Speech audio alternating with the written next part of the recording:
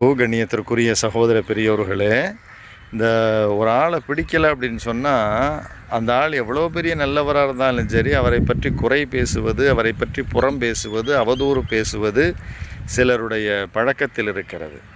அதனால் அந்த மாதிரி அவதூறு குறை எவன் பேசிக்கிட்டு இருக்கிறானோ அவனை பற்றி நீங்கள் கவலைப்படவே வேண்டாம். நீங்கள் ஒரே ஒரு வார்த்தை மட்டும் துவால சேர்த்துக்கணும். என்ன அப்படின்டா, யா அல்லாஹ், யா அல்லாஹ், இவனை நீயே பார்த்துக்கொள். என்ன சொல்லணும்?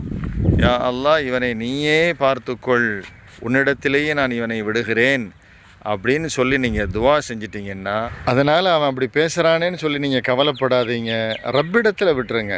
ஏன்னா அல்லாஹு தஆலா தான் நீதம் வழங்கக்கூடியவன். அநீதக்காரர்களை ஒருபோதும் விடமாட்டான் அல்லாஹ். அநியாயக்காரர்களை அல்லாஹ் விடமாட்டான். அதே போல் நல்லோர்களை பாதுகாக்காமலும் அல்லாஹ் விடமாட்டான். ஏன்னா அந்த போட்டி, பொறாமை, காழ்ப்புணர்ச்சியின் அடிப்படையில் உலகத்தில் நிறைய பேர் இப்படி நடமாடிக்கிட்டு இருப்பாங்க. ஆனால் இவன்லாம் எப்படிப்பட்டவன் சொன்னால் நேருக்கு நேராக வந்து பேச மாட்டான். இப்போது யாரை பற்றி குறை பேசிக்கிட்டு திரியிறானோ இந்த பையன் வந்து என்னென்னா நேரில் வந்து எதையுமே சொல்ல மாட்டான், நேரில் பேச மாட்டான். உங்களிடத்தில் இந்த பிழை இருக்குது, இது சரிதானா, இதை திருத்திங்கன்னு சொல்ல மாட்டான். அவன் என்ன தெரியுமா செய்வான்? அவனுக்கு ஏற்கனவே உங்களை பிடிக்காது. அதனால் வேறு யார்கிட்டையாவது போய் உங்களை பற்றி ஒன்றுக்கு ரெண்டாக சொல்லி அவனுக்கு வெறுப்பு ஏற்றி அவன் மூலமாக உங்களை மோத செய்கிறதுக்கு உண்டான பேக்ரவுண்டு வேலையை பூரா செஞ்சுக்கிட்டு இருப்பான்.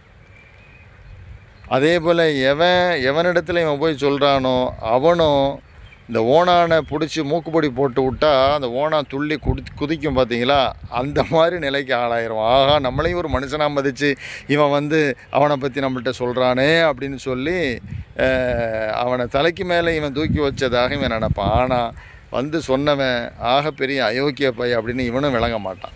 அதனால் நான் சொல்ல வருவது, உங்களை பற்றி எவனாவது அநியாயம் பேசிக்கிட்டு இருக்கிறான் அப்படின்னு சொன்னால் நீங்கள் துவா செய்யுங்க. என்ன துவா செய்யணுன்னா இந்த ஒரு வார்த்தையை சேர்த்துங்க, யா அல்லாஹ், யா அல்லாஹ், இவனை நீயே பார்த்துக்கொள், இவனை உன்னிடத்திலே ஒப்படைக்கிறேன்னு ஒரு வார்த்தை சொல்லிட்டீங்கன்னா போதும். எண்ணப்படுகிற நாளில் என்ன நடக்குங்கிறத நீங்கள் பார்த்து தெரிந்து கொள்ளலாம். அல்லாஹ் கிருபை செய்வானாக. ஆமீன்.